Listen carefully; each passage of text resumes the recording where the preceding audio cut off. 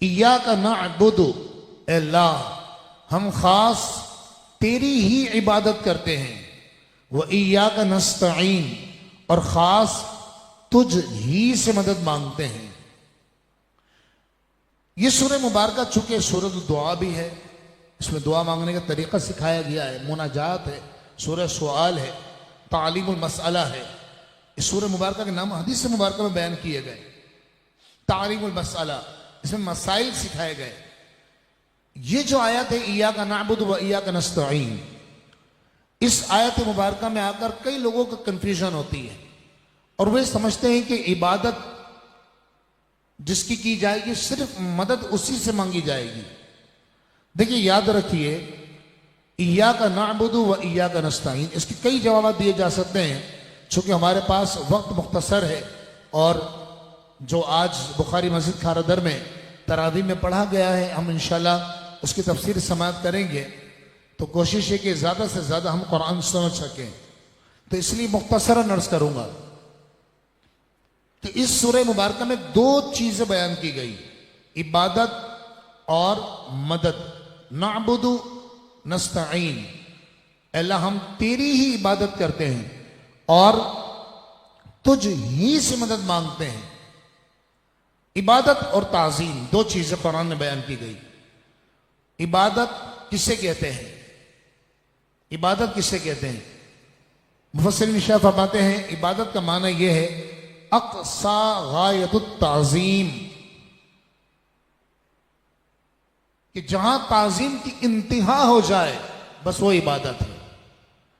ایک بات یاد رکھیے گا، عبادت اور تعظیم میں فرق ہے، اور وہ فرق کیا ہے؟ وہ ہے نیت۔ کیونکہ ہر عبادت تعظیم ہے لیکن ہر تعظیم عبادت نہیں ہے۔ جیسے حجر اسود کی تعظیم کی جاتی ہے لیکن ظاہر سی بات ہے کوئی حجر اسود کی عبادت نہیں کرے گا۔ بیت اللہ شریف کی تعظیم کی جاتی ہے لیکن کوئی اس کی عبادت نہیں کرتا، عبادت صرف اللہ کی ہے۔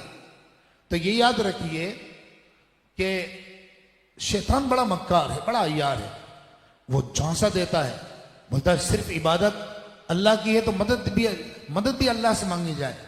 یہ یاد رکھیے۔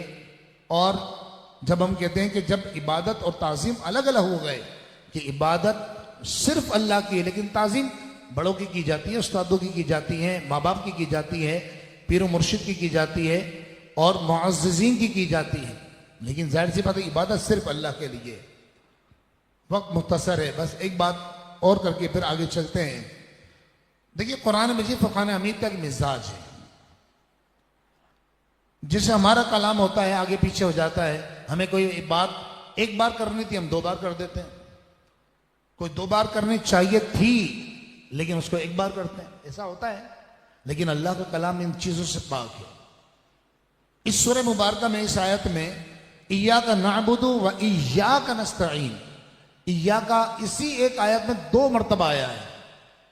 ایاک اس کا معنی ہے خاص تجھ سے یا خاص تیری، یہ معنی ہے اس کا۔ اب جو دو مرتبہ قرآن نے کیوں بیان کیا؟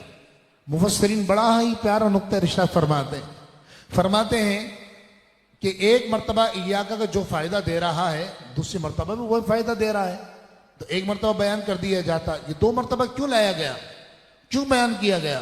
تاکہ یہ پتہ پڑ جائے کہ عبادت الگ چیز ہے اور مدد الگ چیز، کیونکہ عبادت تو صرف اللہ کی ہے لیکن مدد انسان زندگی میں دوسرے سے بھی مانگ سکتا ہے۔ اللہ رب العالمین ہمیں اس مسئلے کو صحیح سمجھنے کی توفیق عطا فرمائے۔